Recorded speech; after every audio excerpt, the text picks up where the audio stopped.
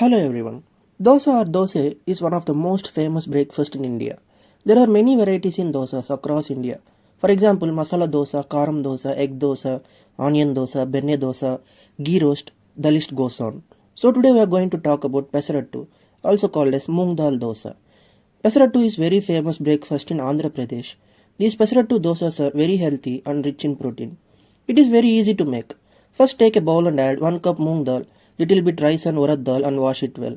Now add little bit water and soak it for 8 hours or leave it overnight.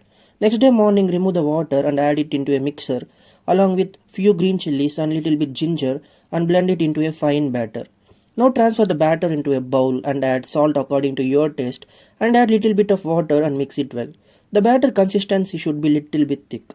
Now take a dosa pan and spread the batter same like we make dosas and sprinkle little bit of oil on it and roast it well on both sides. That's it. Tasty and healthy pesarattu is ready to eat. Eat this pesarattu with groundnut chutney. It tastes amazing. This is my personal favorite.